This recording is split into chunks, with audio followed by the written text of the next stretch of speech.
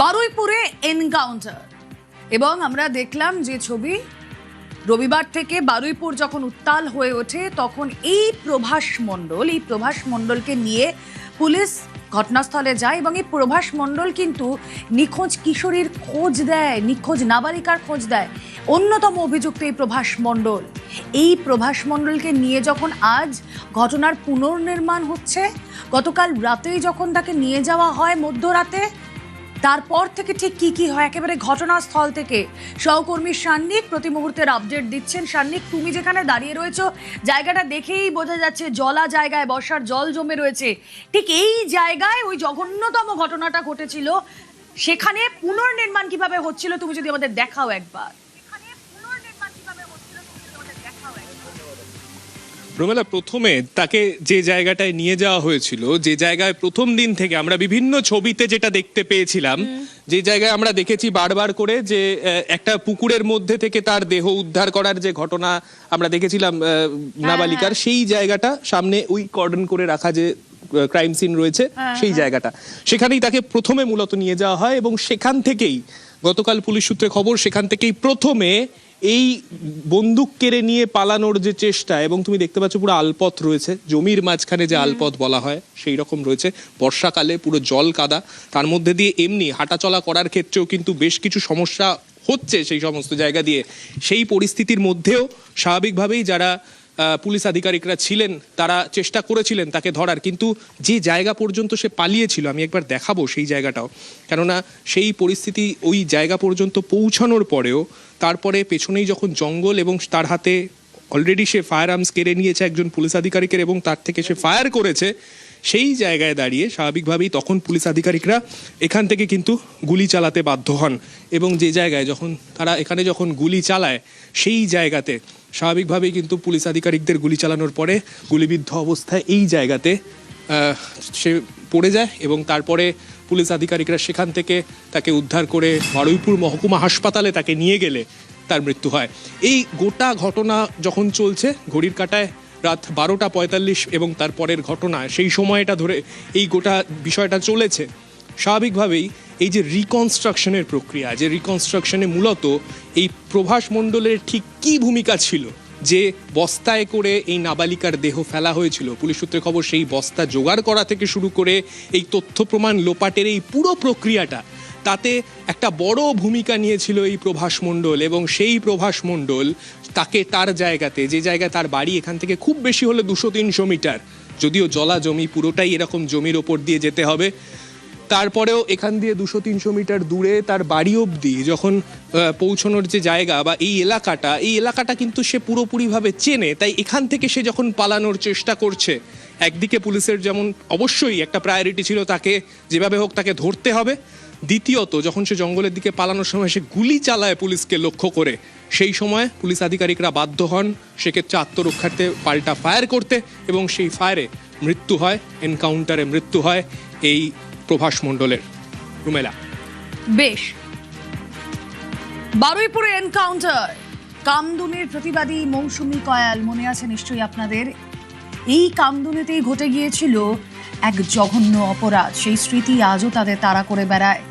কামদুনির file করেছে, পালা বদলের পর কামদুনির ফাইল খুলবে মুখ্যমন্ত্রী শুভেন্দু অধিকারী আশ্বস্ত করেছেন, আর মৌসুমী কয়াল তিনি বিচারের আশা কি করছেন? কথা বলবো এই মুহূর্তে, কামদুনির প্রতিবাদী মৌসুমী কয়াল রয়েছেন আমাদের সঙ্গে। মৌসুমী, এই ঘটনার পর আপনারা কতটা আশাবাদী?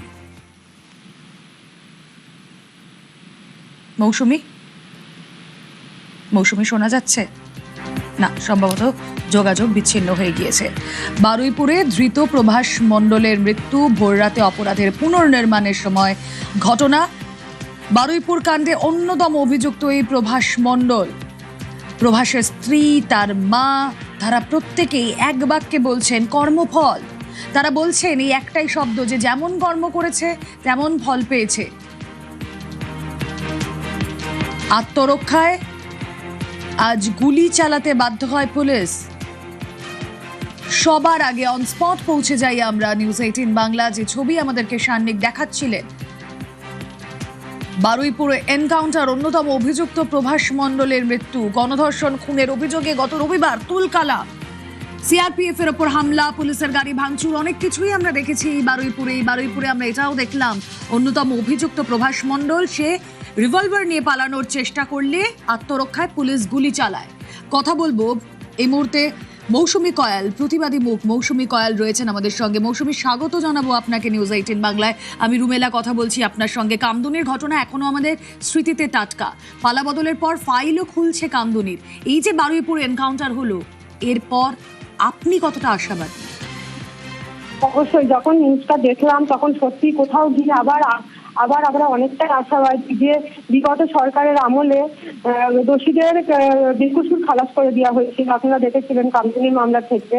তো আবার যখন পালা বদলের পর একটা ইনকাউন্টারের মতো এত বড় একটা দৃষ্টান্ত স্থাপন করলো এই সরকার, প্রশাসন এবং সরকার, তো সেই জায়গায় দাঁড়িয়ে আমরা আবার আশাবাদী, কারণ এটাই প্রয়োজন ছিল। এই রাজ্যে ধর্ষকদের যেভাবে জামানা তৈরি হয়েছিল, যেভাবে ধর্ষকরা খোলা ময়দানে ঘুরে বেড়াচ্ছিল, আমার মায়েরা বোনেরা যেভাবে স্বাধীনভাবে রাস্তায় বেরোতে পারতো না, নারী সুরক্ষা ছিল না, সেই জায়গায় দাঁড়িয়ে তদন্তের পর, স্বীকারোক্তি নেওয়ার পর এনকাউন্টার করেছে।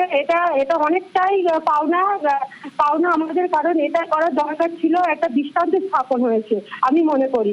এই আমাদের রাজ্যের বুকে ওষুধ বধ করা হলো। এরকম দিনের প্রতি যেভাবে ধর্ষকের দাপাদাপি বেড়েছিল, এবার মনে হয় কোথাও একটু কমবে। এবং আমাদের সরকার শ্রী শুভেন্দু অধিকারী মহাশয়কে ধন্যবাদ জানাই এবং পুলিশ প্রশাসনকে ধন্যবাদ জানাই এরকম একটা স্টেপ নেওয়ার জন্য।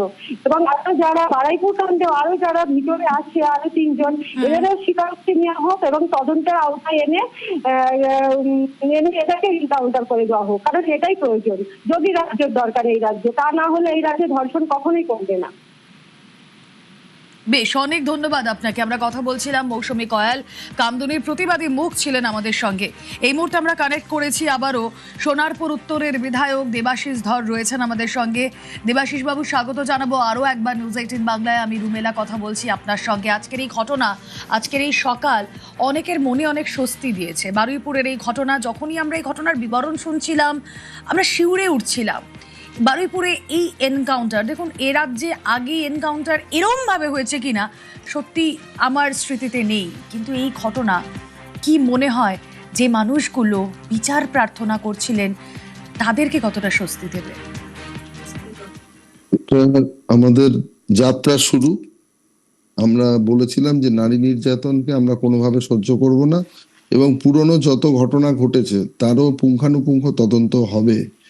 এবং এটাও আপনাকে বলে দিচ্ছি যে শওকত মোল্লার এগেনস্টেও যেরকম অভিযোগ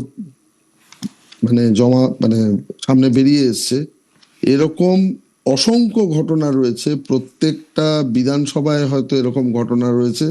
যারা ওখানকার প্রতিষ্ঠিত যারা সো কল্ড দাদা বা ক্রিমিনাল ছিল, তারা কিন্তু দীর্ঘদিন ধরে এইভাবে নারীকে নিজের ভোগ্যপণ্য হিসাবে ব্যবহার করেছে। আমাদের সমাজে নারীরা এতটা এখনো মডার্ন হয়ে যায়নি বা এতটা ডেয়ার ডেভিল হয়ে যায়নি যে প্রত্যেকটি ঘটনা সামনে এসে তার প্রতিবাদ করবে। আমাদেরও এরকম অনেক ঘটনা সামনে এসেছে যে প্রত্যেকদিন কাউন্সেলিং করতে হয় তাকে এটা বোঝানোর জন্য যে সরকার আপনার পাশে আছে এবং কোনোভাবে আপনার কোনো সম্মান নিয়ে কোনোদিন কেউ প্রশ্ন তুলবে না। প্রত্যেকটি জায়গায় স্কুল, কলেজ, বিভিন্ন পরিচালন সমিতি, তারপরে এই যে কালকে যে নারী নির্যাতনের জন্য যে ঘটনাটি আমাদের পুলিশ যে ব্যবস্থা নিয়েছে, যদি এরকম আমরা যদি প্রত্যেকটা জায়গায় ব্যবস্থা নিতে আমরা বদ্ধপরিকর। এবং এটুকু বলে দিচ্ছি যে সমাজকে সম্পূর্ণ দুষ্কৃতি মুক্ত করা হবে, জঞ্জাল মুক্ত করা হবে। এতদিন ছিল এটা অপরাধীদের মুক্তাঞ্চল। এবার আমরা দায়িত্ব নিয়ে আপনাদের এটাই বলতে চাই যে পুরোটা যে যতটা খারাপ হয়েছিল গত 15 বছরে, ততটাই সম্মান নারীদের ফিরিয়ে দেওয়া হবে এবং যে দৃষ্টান্তমূলক শাস্তি যেভাবে দেওয়া দরকার প্রত্যেকটি জিনিসকে এনশিওর করা হবে। আর ধর্ষণের ক্ষেত্রে বা গ্যাং রেপের ক্ষেত্রে সর্বোচ্চ সাজা, অর্থাৎ মৃত্যুদণ্ড থেকে আরম্ভ করে। আর যারা যে অপরাধীরা ভাবছেন পুলিশকে অ্যাটাক করে বা পুলিশের ওপরে বিভিন্নভাবে আপনারা এতদিন ধরে যা চালিয়েছেন, পুলিশ একবার কেন বারে বারে এনকাউন্টার করবে এবং সমাজকে এই বার্তাই দেবে যে আপনাদের কোনোভাবেই কিন্তু এখান থেকে ছেড়ে কথা বলা হবে না। আপনাদের জন্য খুব খারাপ দিন আসছে। পুলিশ আর কোনোদিন খাটের তলায় লোকাবে না, আর কোনোদিন গিয়ে টেবিলের তলায় লোকাবে না। পুলিশ এবার খুঁজে খুঁজে বার করে প্রত্যেককে কান ধরে তুলে এনে সমাজের সামনে এক্সপোজ করবে, এবং যারা পুলিশকে অ্যাটাক করবে তাদেরকে এনকাউন্টারও করবে, পিছিয়ে আসবে না।